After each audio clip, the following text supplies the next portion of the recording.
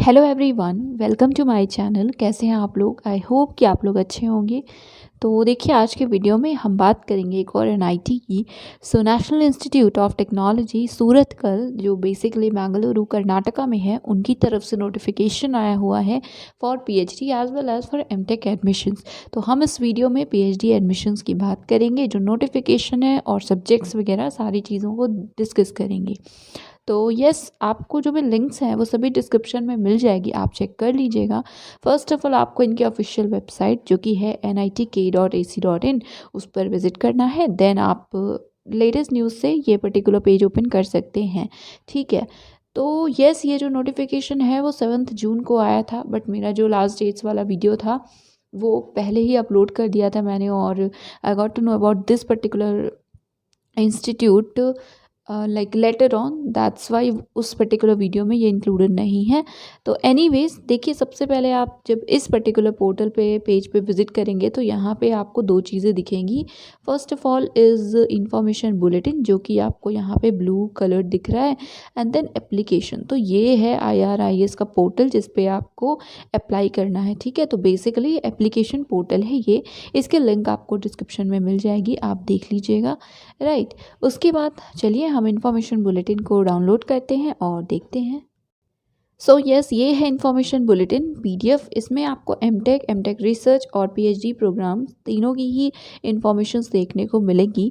तो इसलिए हम तो ऑब्वियसली स्पेसिफिकली बात करेंगे PhD प्रोग्राम की। तो इनकेस आपको और कुछ इन्फॉर्मेशन चाहिए हो किसी और प्रोग्राम की तो आप देख लीजिएगा। ठीक है, तो देखिए यहाँ पे आप राइट हैंड साइड पे देखेंगे बॉटम में, तो यहाँ पे फ़ोन और ईमेल दिया हुआ है। Wait, yes, sorry for that. तो देखिए, ये फ़ोन है और ईमेल, आपको किसी भी तरह की कोई क्वेरी हो तो आप इन्हें कांटेक्ट कर सकते हैं। राइट, तो उसके बाद स्क्रॉल करेंगे तो पहले ऑब्वियसली इंस्टीट्यूट के ओवरव्यू वगैरह दिए हैं। वैसे ये कंटेंट्स हैं, आप चाहें तो डायरेक्टली पेज नंबर्स देख सकते हैं। तो यहाँ ओवरव्यू एंड ऑल है। उसके बाद एमटेक की इन्फॉर्मेशन है, एलिजिबिलिटी क्राइटेरिया, और उसके बाद है PhD। तो देखिए, ये 7th सेक्शन है, 7th पॉइंट है एलिजिबिलिटी, जिसमें आपको A पे पहले एमटेक वगैरह दिखेगा, और C जो पॉइंट है टेबल के बाद उसमें हमें दिखेगी एलिजिबिलिटी फॉर PhD प्रोग्राम्स। तो एलिजिबिलिटी में यस, मास्टर्स डिग्री होनी चाहिए, डायरेक्ट PhD का ऑप्शन अवेलेबल नहीं है। तो यहाँ पे हम देखते हैं कि जो क्राइटेरिया है वो क्या है। सो CGPA आपका 6 होना चाहिए मिनिमम, और परसेंटेज है तो 60% होना चाहिए। इन केस आपको CGPA और परसेंट दोनों मिला है तो आपका जो CGPA होगा उसी को कंसिडर किया जाएगा। राइट, उसके बाद ये जनरल क्राइटेरिया था मार्क्स का। यहाँ पे देखिए, नेक्स्ट आपको दिया हुआ है डिपार्टमेंट और उनकी जो पर्टिकुलर क्वालिफाइंग डिग्री है वो। ठीक है, उससे पहले जो SC ST PWD हैं तो उनके लिए 5% का रिलैक्सेशन रहेगा मार्क्स में। CGPA उनके लिए मिनिमम 5.5 एंड मार्क्स 55%। राइट, अब हम बात करते हैं डिपार्टमेंट्स की। तो अभी हम देखेंगे डिसिप्लिन्स। उससे पहले अगर आप इंजीनियरिंग और टेक्नोलॉजी में PhD कर रहे हैं इनके ब्रांचेस में, तो मास्टर्स डिग्री होनी चाहिए आपके पास रेलेवेंट फील्ड में। ठीक है, उसके बाद फिजिक्स है तो मास्टर्स डिग्री होनी चाहिए फिजिक्स में या रेलेवेंट फील्ड में। देन केमिस्ट्री के लिए MSc MTech हो रेलेवेंट फील्ड में, इंक्लूडिंग M फार्मा। तो M फार्मा है, एरिया आपका अवेलेबल है तो आप भी एलिजिबल हैं। देन ह्यूमैनिटीज़ HSS, या उससे पहले मैथमेटिक्स है, सो PhD इन मैथ्स के लिए भी MSc इन मैथ्स हो या MTech हो रेलेवेंट एरिया में, और MCA भी दिया हुआ है। देन HSS और मैनेजमेंट, तो इसके लिए मास्टर्स डिग्री हो रेलेवेंट फील्ड में। और इस पर्टिकुलर प्रोग्राम के लिए अंडर ग्रेजुएट्स अगर हैं आप भी अप्लाई कर सकते हैं, प्रोवाइडेड कि आपके पास CA हो along with under graduate degree. ठीक है, तो यस, ये कुछ बातें थी आपकी क्राइटेरिया से रिलेटेड, बेसिक क्राइटेरिया है। देन यहाँ पे आप सेकंड पॉइंट में देखेंगे कैटेगरी है, टाइप्स ऑफ स्टूडेंट दिए हुए हैं। 5 टाइप के स्टूडेंट्स हैं या कैटेगरी है जिसमें आप अप्लाई कर सकेंगे। First is full time students on institute scholarship, तो आपको इंस्टीट्यूट की तरफ से स्कॉलरशिप फेलोशिप मिलेगी। ठीक है, और फिफ्थ वाला देखिए, फिफ्थ है full time non sponsored non scholarship. तो रेगुलर होंगे बट आप एक तरह से सेल्फ स्पॉन्सर्ड होंगे और आपको फेलोशिप नहीं मिलेगी। ठीक है, और इसका जो क्राइटेरिया है वो अभी हम देखेंगे। बेसिकली गेट क्वालिफाइड होना चाहिए, गेट या नेट। ठीक है, अगर आप नॉन गेट या नॉन नेट क्वालिफाइड हैं तो आप 5th कैटेगरी में अप्लाई कर पाएंगे। ठीक है, आपको स्कॉलरशिप नहीं मिलेगी। बाकी यस, जो 3 कैटेगरीज़ हैं वो स्पॉन्सर्ड और एक्सटर्नल रजिस्ट्रेंस और इंटरनल रजिस्ट्रेंस की हैं। स्पॉन्सर्ड बेसिकली तो आप इसको देख लीजिएगा। अब यहाँ पे देखिए थर्ड पॉइंट में टाइप 1 स्टूडेंट्स के लिए, टाइप 1 मतलब full time students institute fellowship के बेसिस पे, ठीक है। तो टाइप 1 के लिए मस्ट हैव पास्ड गेट और यूजीसी CSIR एग्जाम और DAE जेस, तो यस फिजिक्स के लिए। एंड देन टाइप 3 के लिए यहाँ लिखा हुआ है, फिर एक्सटर्नल रजिस्ट्रेंट के लिए लिखा हुआ है, तो आप जिस कैटेगरी में है प्लीज़ आप उसको देख लीजिएगा। And then sixth point, another very important point, so only those applicants having postgraduate degree in basic sciences, social sciences, humanities, management, maths, engineering, tech and who have qualified through NET GATE are eligible for fellowship। तो fellowship तभी मिलेगी अगर आप post graduate हैं और साथ में qualify किया है आपने नेट या गेट, ठीक है।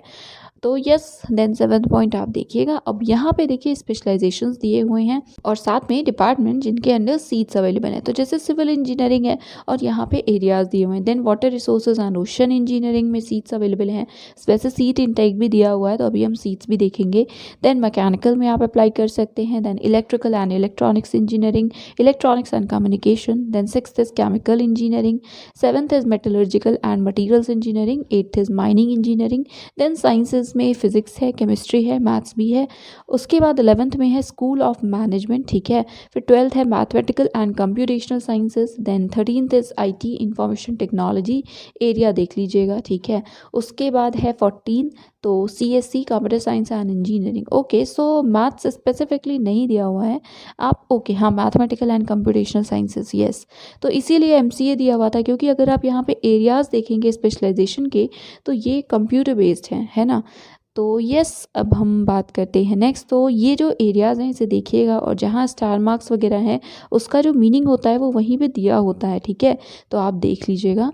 देन है सिलेक्शन प्रोसीजर, तो ये है MTech के बारे में। एंड यहाँ पे है PhD। तो बेसिकली आपको पहले तो गेट स्कोर आपका जो भी होगा, उसके बाद एकेडमिक परफॉर्मेंस आपकी जो भी होगी, उन सभी के बेसिस पे शॉर्टलिस्ट होंगे आप। देन आपका एप्टीट्यूड टेस्ट होगा, उसके बाद आपका रिसर्च टॉपिक पे प्रेजेंटेशन एंड इंटरव्यू होगा।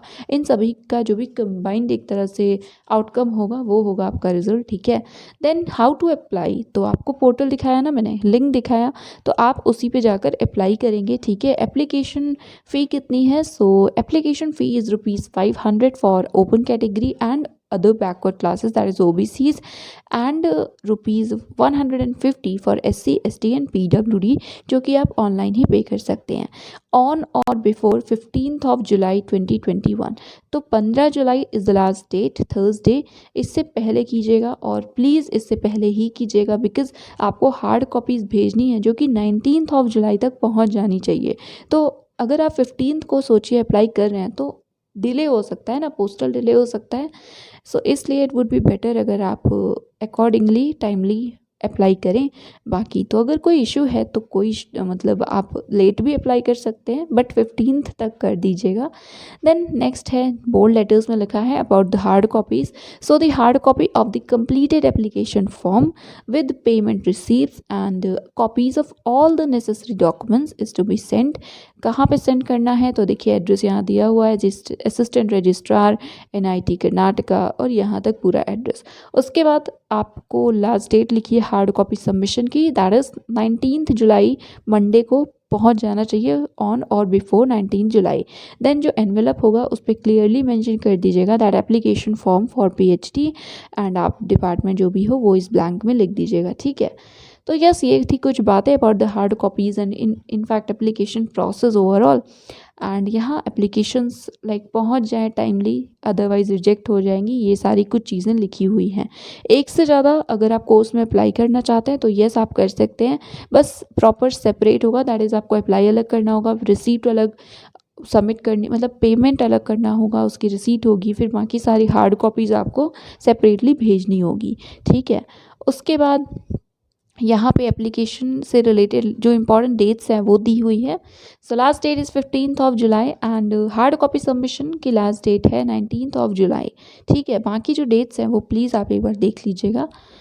तो यस, देन इनटेक, सो कितने इनटेक हैं, पहले MTech प्रोग्राम्स हैं एंड यहाँ पे PhD प्रोग्राम्स। तो ये टोटल ओवरऑल लिखा हुआ है इंस्टीट्यूट स्कॉलरशिप के अंडर। तो जो टाइप 1 था उसके अंडर कितने कैंडिडेट्स एनरोल हो सकते हैं, तो overall as you can see 140 category wise जो यहाँ पे डिवीज़न है, प्लीज़ आप उसको देखिएगा, और ये ओवरऑल है, ठीक है। डिपार्टमेंट वाइज स्पेसिफिकली नहीं दिया हुआ है। फिर बाकी नोट में कुछ रिजर्वेशन से रिलेटेड चीज़ें। देन यहाँ है डॉक्यूमेंट्स जो कि आपको प्रोड्यूस करने होंगे, प्रेजेंट करने होंगे काउंसलिंग वगैरह के टाइम। तो आप अप्लाई अगर कर रहे हैं तो ये सारे डॉक्यूमेंट्स प्लीज़ अपने पास ऑब्वियसली अरेंज कर लीजिएगा।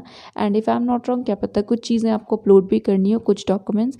देन ये डॉक्यूमेंट्स हैं जो आपको सबमिट करने होंगे एडमिशन के टाइम पे, ठीक है, जिसमें category certificate, date of birth, बाकी नेट गेट जो भी आप क्वालिफाइड हैं, Aadhaar card copy etcetera.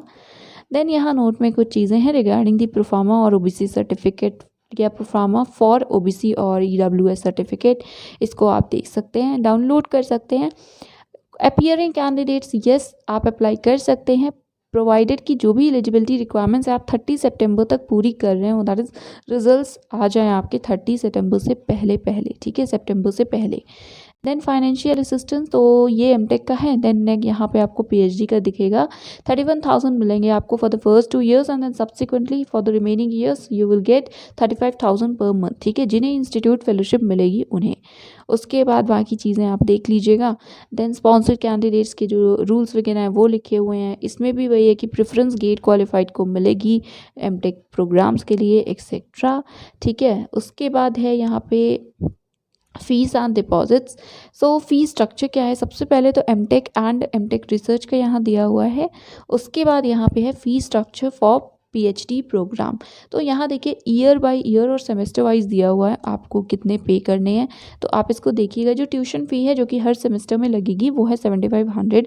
Then चीज़ें कुछ कुछ चेंज हो रही हैं तो आप अकॉर्डिंगली काउंट करके देख सकते हैं।